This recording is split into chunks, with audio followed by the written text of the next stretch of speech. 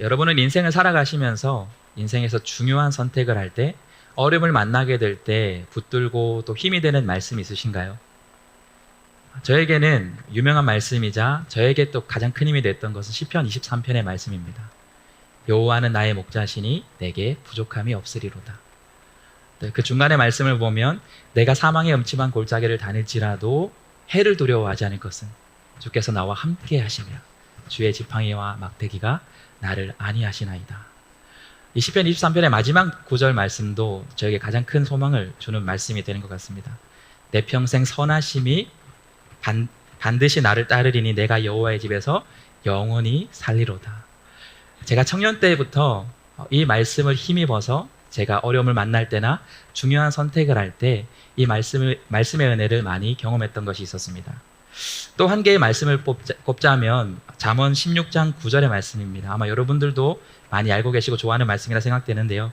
우리 이 말씀을 함께 같이 읽어보도록 하겠습니다. 함께 읽겠습니다. 시작.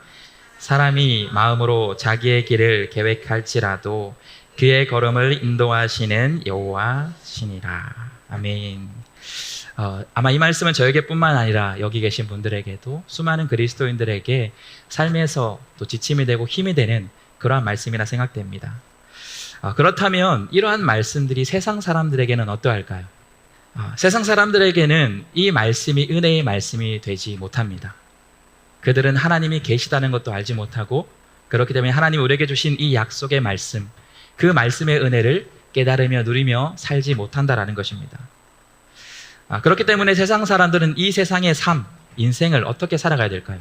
자기 스스로가 자기의 인생을 계획하고 또 그 발걸음을 자기의 힘과 노력으로, 애씀으로 그렇게 걸어가야 하는 것이 세상 사람들의 인생을 살아가는 방법입니다.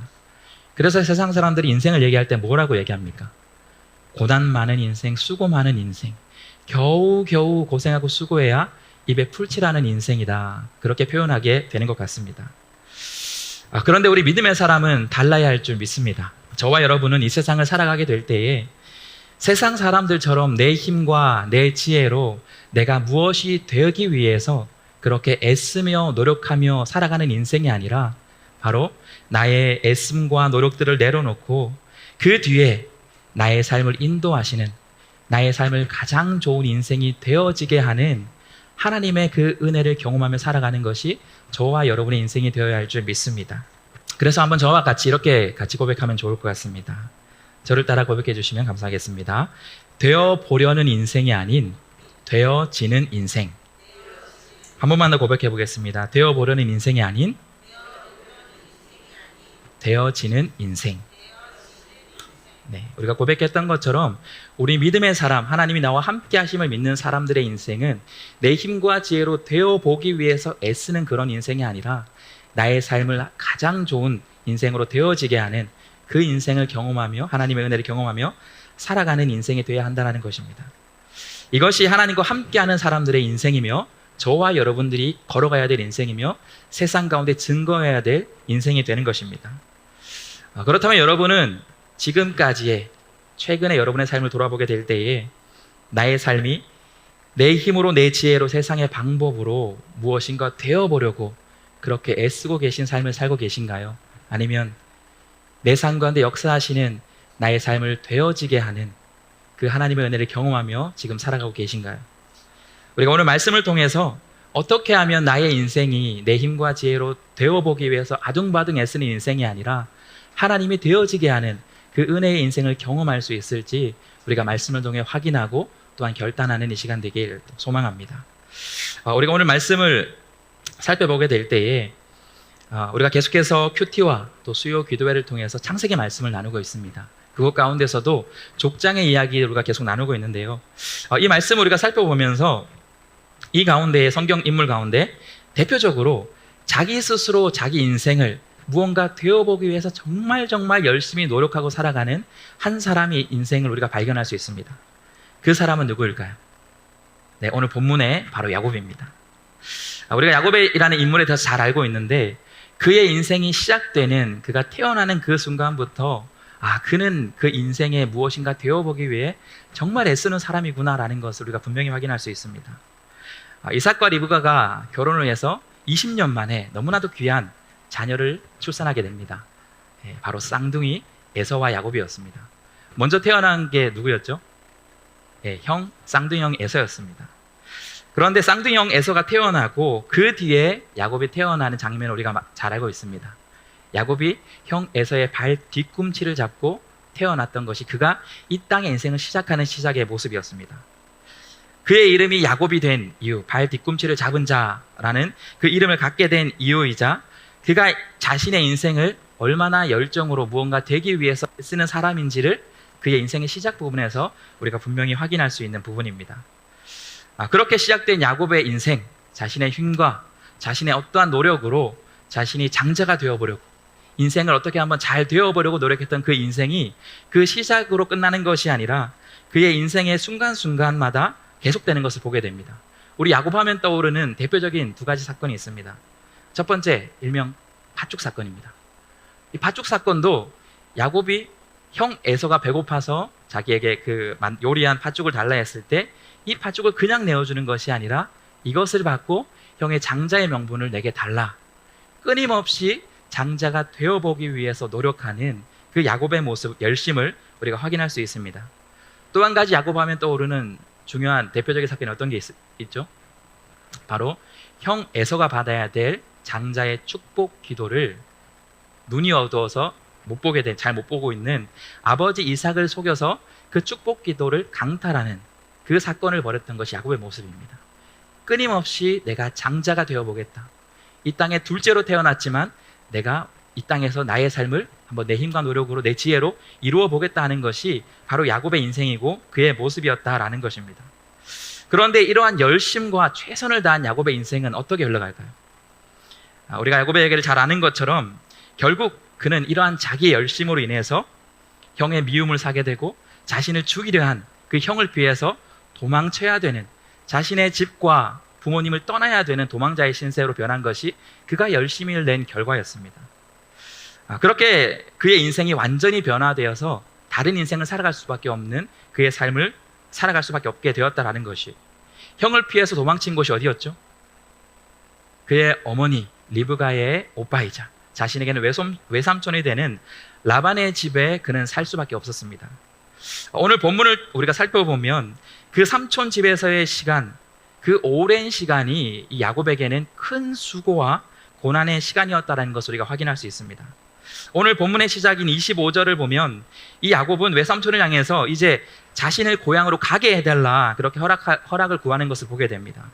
25절을 보면 라헬이 요셉을 낳을 때에 야곱이 라반에게 이르되 나를 보내어 내 고향 나의 땅으로 가게 하시되.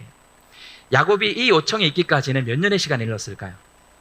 최소한 14년의 시간이 지난 이후였습니다. 외삼촌의 집에 도착해서 자신의 두 딸을 주면서 14년을 일하기로, 섬기기로 약속한 그 시간이 지난 이후에 이제 야곱은 고향으로 돌아가게 해달라, 삼촌 라반에게 요청하고 있는 것입니다. 그런데 24년은 짧지 않은 시간이었음에도 불구하고 또한 긴 시간인 것뿐만 아니라 그 시간이 정말 많은 수고와 또 이 삼촌에게 우리가 지난주 말씀을 살펴본 것처럼 노동을 착취당하기까지 하는 많은 속임을 여러 번 겪을 수밖에 없는 그 인생을 살았다는 것을 우리가 확인할 수 있습니다. 그의 인생을 살고 나서 야곱이 삼촌에게 이렇게 떠난다 얘기하면서 하소연하는 것을 보게 됩니다. 26절을 보면 내가 외삼촌에게 일하고 얻은 처자를 내게 주어 나로 가게 하소서. 내가 외삼촌에게 한 일을 외삼촌이 아시나이다. 내가 얼마나 14년 동안 외삼촌을 위해서 고생하고 수고한지 외삼촌 잘 알지 않습니까? 그렇게 얘기하면서 30절에 이렇게 고백합니다. 내가 오기 전에는 외삼촌의 소유가 적더니 번성하여 때를 이루었지 않습니까? 그리고 30절의 마지막 부분을 보면 그러나 나는 언제나 내 집을 세우리이까. 야곱은 자신의 힘과 방법과 지혜로 장자가 되어보려 했고 세상에서 무언가 되기 위해서 애썼지만 결국 도망치는 신세가 되었고, 그 도망쳐서 외삼촌 집에 도착했지만 14년의 이상의 기간 동안 마침내 라반의 집을 떠나기까지는 20년이 걸립니다. 그 오랜 시간 동안 수고를 다했지만 세상에서 부당함을 당하고 속임을 당하고 자신의 고백처럼 지금의 인생이 아무런 것도 이루지 못한 그러한 인생이 되어버린 것이 그의 인생이었다는 것을 우리가 말씀을 통해 분명히 확인할 수 있습니다. 결론적으로 우리가 이 말씀을 통해 확인할 수 있는 것은 바로 야곱의 이 모습이 세상에서 내 힘으로, 내 지혜로, 내 방법으로 무엇이 되어보려 애쓴 그 야곱의 인생의 결과의 모습이 바로 지금의 모습이다라는 것입니다.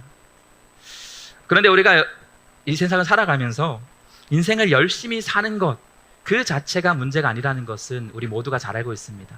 세상을 열심히 사는 것은 우리 그리스도인들에게도 반드시 필요한 삶의 모습인 것입니다.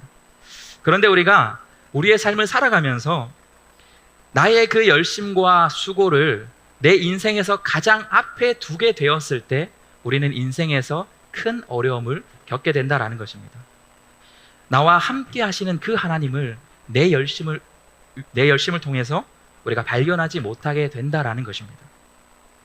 내가 너무 열심히 내 삶을 계획하느라 내 삶 뒤에서 나의 삶을 가장 좋은 길로 계획하고 계신 그 하나님의 계획을 우리가 놓쳐버린다라는 사실입니다. 너무 치열하고 최선을 다한 그 삶 때문에 나의 삶을 가장 선한 길로 이끄시는 그 하나님의 일하심을 우리가 발견하지 못하는 것이 내 열심을 가장 앞에 둔 우리의 인생 가운데 우리가 경험하는 어려움이다라는 사실을 우리가 오늘 야곱의 삶을 통해 발견할 수 있는 것입니다. 그렇기 때문에 우리는 하나님이 나와 함께 하신다라는, 내 인생이 그런 인생이다라는 것을 믿는다라고 한다면 우리는 내 열심을 내려놓고 내 삶 가운데 일하시는 하나님의 일하심을 발견하고 경험할 수 있어야 합니다. 우리 첫 번째 대지를 한번 같이 읽어보도록 하겠습니다. 함께 읽겠습니다. 시작. 내 열심을 내려놓고 하나님의 일하심을 경험하라. 사실 오늘 우리가 본문의 야곱의 인생을 살펴보기 전에 그의 살아온 인생, 그의 인생을 기록한 야곱에 대한 말씀을 우리가 살펴보면 그의 인생이 더 안타까워 보이는 이유가 있습니다. 그 이유가 뭐냐면 하나님이 야곱을 향한 계획은 그가 어머니 뱃속에 있을 때부터, 어쩌면 그 이전부터, 태초부터 야곱을 향한 분명한 약속과 계획이 분명히 있었기 때문입니다. 그러나 야곱은 그것을 알지 못하고 신뢰하지 못하였기 때문에 그 결과 인생에서 이런 어려움들을 만났다는 것을 성경은 기록하고 있습니다. 야곱이 어머니 뱃속, 리브가의 뱃속에 있을 때 25장에 보면 23절에 하나님께서 이런 약속의 말씀을 주십니다. 여호와께서 그에게 이르시되 두 국민이 내 태중에 있구나. 두 민족이 내 복중에서부터 나누이리라. 이 족속이 저 족속보다 강하겠고 큰 자가 어린 자를 섬기리라 하셨더라. 바로 큰 자인 형 에서보다 야곱이 바로 하나님이 아브라함과 이삭을 이어서 또 하나님의 약속의 아들이 될 것이다라는 것을 리브가를 통해서 이미 그가 태어나기 전부터, 발목을 잡기 전부터 약속해 주신 말씀이다라는 것이에요. 그러나 야곱과 어머니 리브가는 하나님의 이 야곱을 향한 인생의 계획, 일하심을 신뢰하지 못하였기 때문에 그는 자신의 열심을 내느라 하나님이 예비하신, 계획하신 이 은혜의 삶을 이루지 못하고 걷지 못하였던 것을 성경은 분명히 이야기합니다. 그런데 야곱의 인생을 기록한 성경의 말씀을 보면 그러한 잘못된 길을 가고 잘못된 선택을 가는 야곱이라 할지라도 하나님은 한번 택하신 야곱의 인생을 은혜의 삶으로 이끌어 주시고 약속한 그 약속을 신실하게 이루어 주시는 하나님이라는 것을 우리는 분명히 확인할 수 있습니다. 자신의 힘으로 그렇게 장자가 되기 애썼던, 그러나 결국엔 도망자의 신세가 될 수밖에 없었던 야곱을 향하여서 창세기 28장 그 집을 떠나게 될 때 하나님은 이런 약속을 해주십니다. 13절부터 15절 말씀인데요, 우리가 그 중에서 15절의 말씀을 함께 읽어보겠습니다. 함께 읽겠습니다. 시작. 내가 너와 함께 있어 내가 어디로 가든지 너를 지키며 너를 이끌어 이 땅으로 돌아오게 할지라. 내가 내게 허락한 것을 다 이루기까지 떠나지 아니하리라 하신지라. 이것이 야곱이 잘못된 길을 갈 때에도, 그가 하나님을 신뢰하기보다는 자신의 열심으로 그렇게 나아갔을 때에도 하나님이 그를 붙드시면서 해주신 약속입니다. 그리고 오늘 본문에 이르기까지 야곱의 인생 가운데 하나님의 이 약속은 신실하게 지켜지고 이루어졌다는 것을 야곱은 고백하는 것을 보게 됩니다. 오늘 본문 창세기 30장의 30절을 보면 이러한 수고의 인생이었지만 야곱은 그러나 그 가운데서 하나님이 나의 인생을 이 약속을 이루시는 은혜의 삶으로 이끌어 주셨다는 것을 이렇게 고백하는 것을 보게 됩니다. 내가 오기 전에는 외삼촌의 소유가 적더니 번성하여 때로 이루었으니 내 발이 이르는 곳마다 여호와께서 외삼촌에게 복을 주셨나이다. 야곱은 지금 이 고백을 이루기까지 그의 14년이 넘는 인생 동안 정말 인생에 어쩌면 비싼 그런 수업료를 내고 많은 수고와 어려움들의 대가를 지불하고 깨달아 고백하고 있는 것입니다. 내 열심으로 내 인생을 계획하고 노력해봤지만 그것이 정말 내가 어떤 것이 되어지는 것이 아니구나. 하나님이 나와 함께 하시어 내 삶을 도우시고 복되게 하실 때 내가 진짜 복된 인생을 살아갈 수 있다라는 것을 그의 입술의 고백, 수고의 경험을 통해서 고백하는 고백이라는 것을 우리가 말씀을 통해 확인할 수 있습니다. 저와 여러분이 오늘 이 야곱의 말씀을 통해서 이 고백을 바라보면서 어쩌면 지금 이 순간까지도 내 열심을 가장 앞에 두고 이 세상에서 무언가 되기 위해 그렇게 애쓰고 수고하는 인생을 살아가는 분들이 계시다면 그 삶을 잠시 내려놓고 다시 한번 내 삶에 역사하시고 나를 인도하시고 내 삶을 가장 좋은 길로 이미 태초부터 계획하신 그 하나님을 신뢰하며 나의 삶에 일하시는 하나님의 은혜를 경험하며 살아갈 수 있는 저와 여러분의 삶이 될 수 있길 예수님의 이름으로 축복합니다.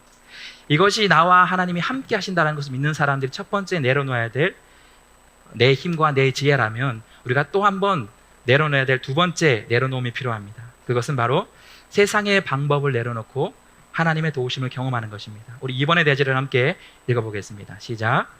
세상의 방법을 내려놓고 하나님의 도우심을 경험하라. 약속한 14년이 지나고 라반에게 이제 당시 이 집을 떠나겠습니다 해달라 그렇게 요청했지만 라반은 야곱을 놓아줄 생각이 없었습니다. 27절 말씀부터 보면 그의 고백도 알 수 있었던 것처럼 너를 통해 하나님의 역사를 통해 우리 집이 복받았다는 것을 야곱이 알았기 때문에 그를 놓아주지 않고 무엇이든 줄 테니 여기에 더 머물라라고 그렇게 요청합니다. 저였으면 다 필요 없고 지금까지 일한 것을 주고 저는 떠나겠습니다 그렇게 했을 텐데 야곱은 31절에 이렇게 고백합니다. 라반이 이르되 내가 무엇으로 내게 주랴. 야곱이 이르되 외삼촌께서 내게 아무것도 주지 않아도 괜찮습니다. 나를 위하여 이 한 가지 일만 행하시면 됩니다. 그럼 내가 조금 더 여기 머물겠습니다. 그게 어떠한 일이냐면 32절에 나옵니다. 오늘 내가 외삼촌 양떼를 두루 다니며 그 양 중에서 아롱진 것과 점 있는 것과 검은 것을 가려내어서 그 중에서 아롱진 것, 얼룩덜룩한 짐승, 그리고 점 있는 짐승, 온전치 못한 것을 저에게 주십시오. 야곱의 이 제안을 들은 라반이 어땠을까요? 좋은 제안이라 생각했을 것입니다.